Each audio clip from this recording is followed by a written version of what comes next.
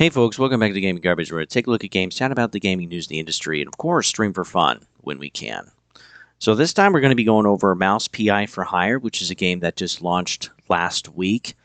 And haven't played through the entire thing, but a good chunk of it. And then too, I've also read some other reviews and stuff. So what we're going to be doing is that my gameplay is going to be what you're seeing on the screen.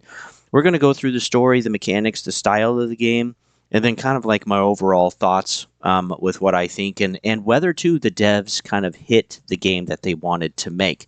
And I don't think they exactly did, but we're going to go over that as well.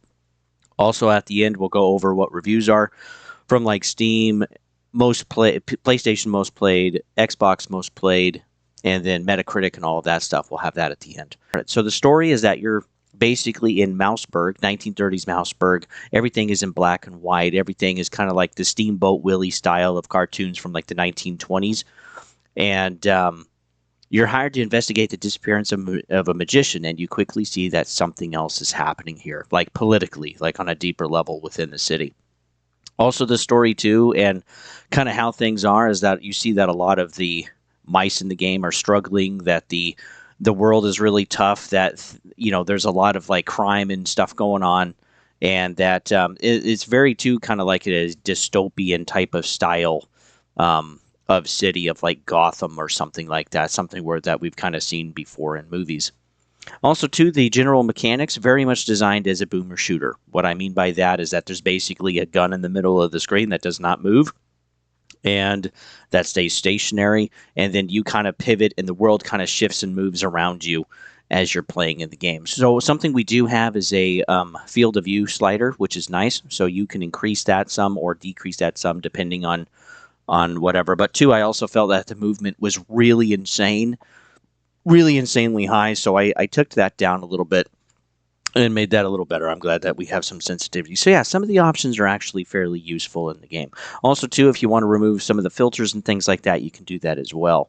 But yeah, the game is very much a boomer shooter, like Dark Forces, like Doom, like Wolfenstein Marathon. Those three are actually really old IPs for those of you that don't know, like in the 1990s. And then we also have, or like Quake. So if you've played any of those, you know exactly the type of style this game's going to be.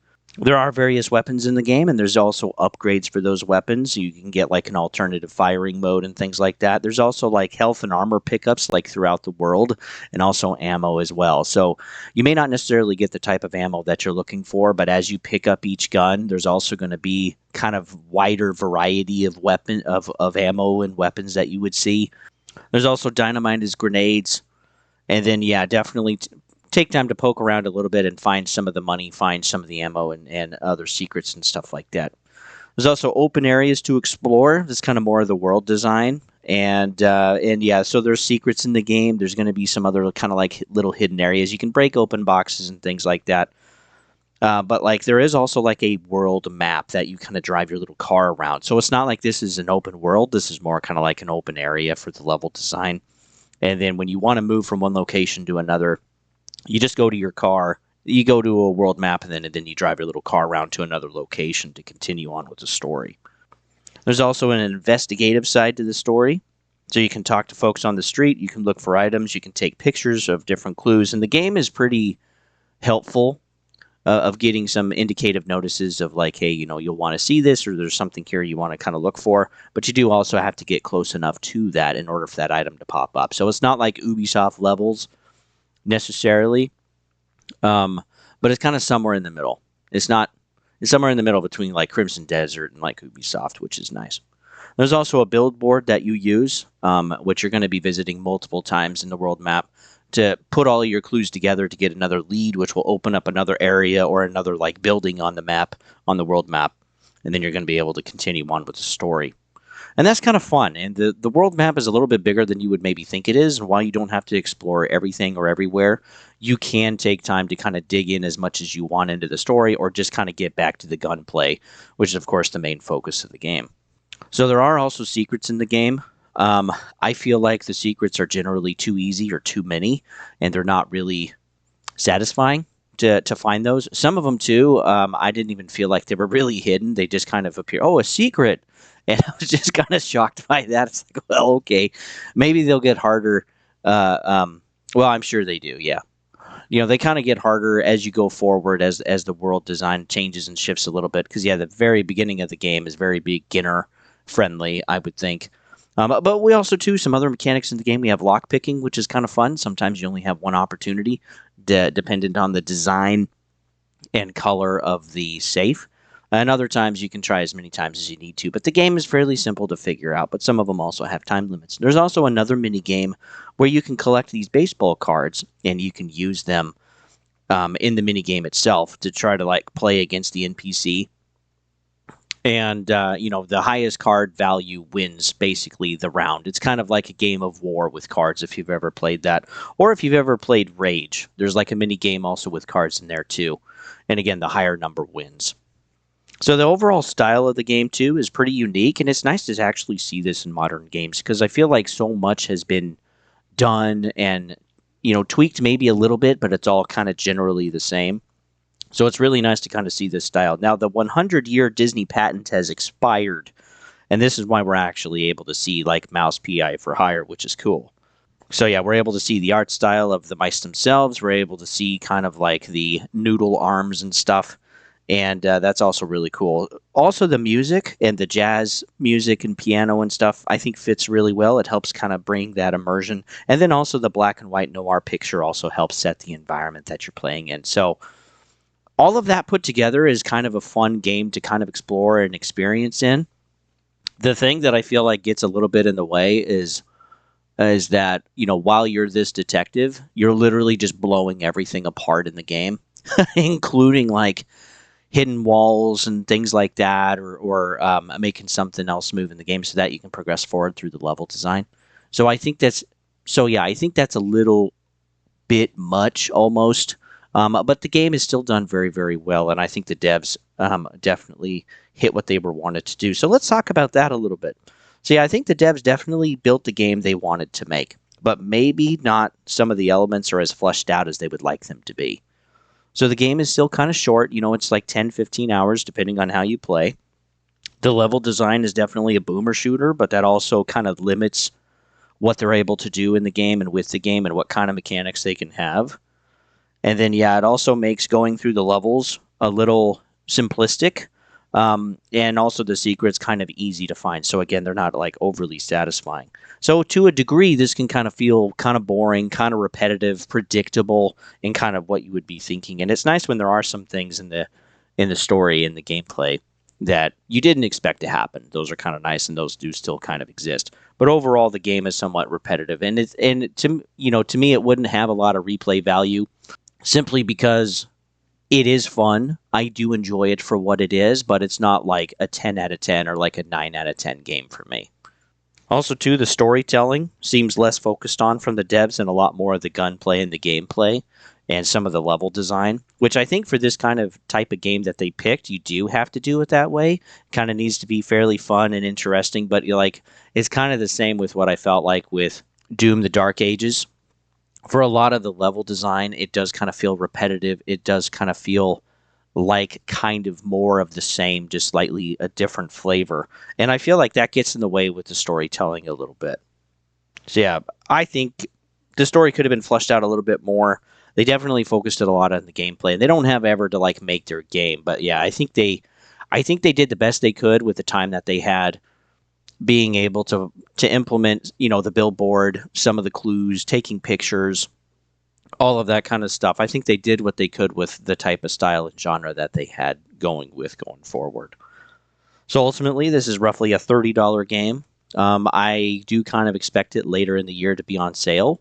Yeah, but this is roughly for 10 or 15 hours of gameplay. Not something you're probably really going to go back to. You'll play it and you'll enjoy it for what it is and then move on.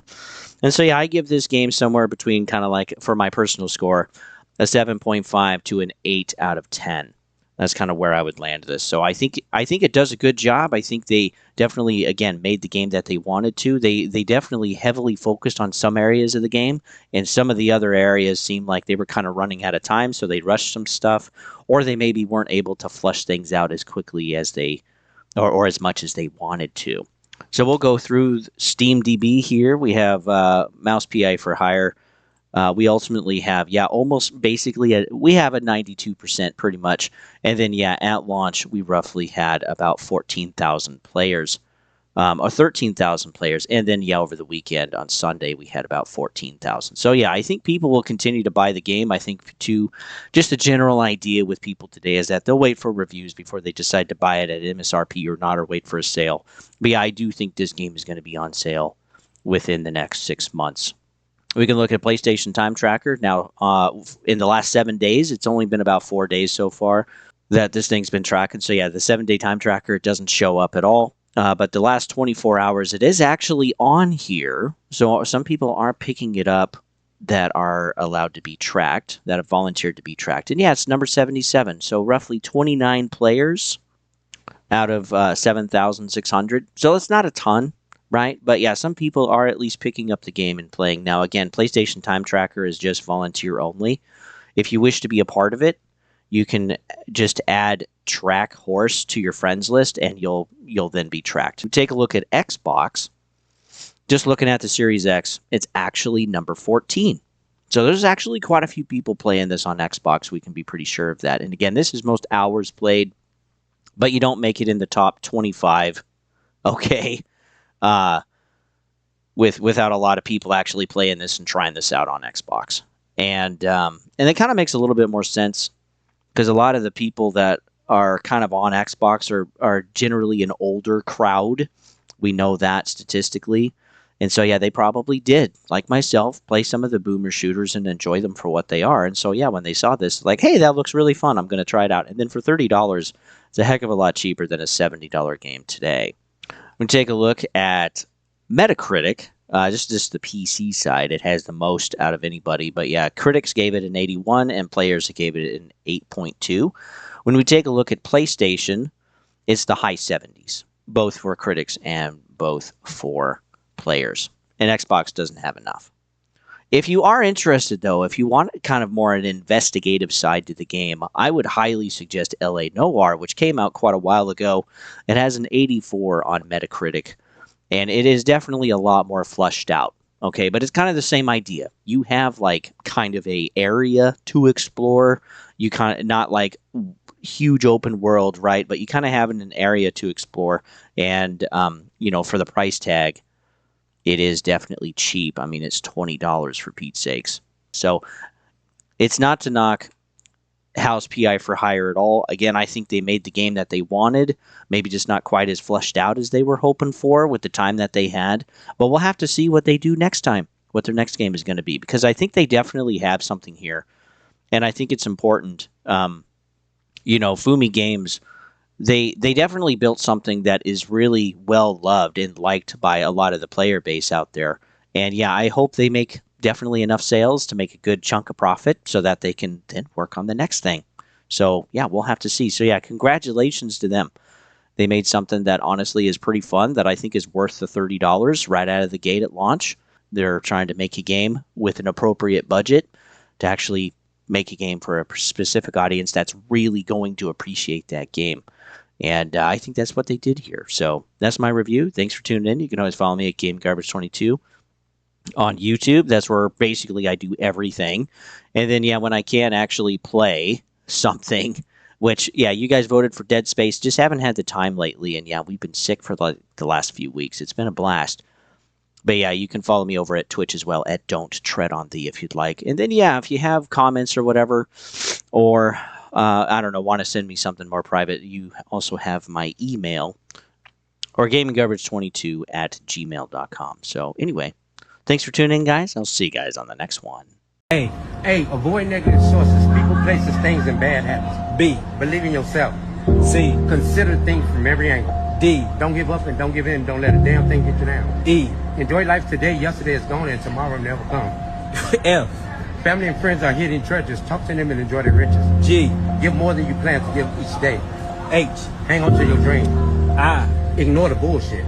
J, just do it. K, keep on trying no matter how hard it may seem. It will get easier. L, love yourself first and most. Love God always. M, make it happen. N, never let them see you sweat. O, open your eyes to see everything around you. P, practice make perfect. Q. Quitters never win and winners never quit. R. Read, learn, study about everything important in your life. S. Stop procrastinating. T. Take control of your own destiny. U. Understand yourself first so that you can better understand others. V. Visualize it. W. Wanting more than anything. X. You already marked your spot in the world. Y. You are unique. Walk out, creation, no one can replace you. Z. Zero in on your target and go for it.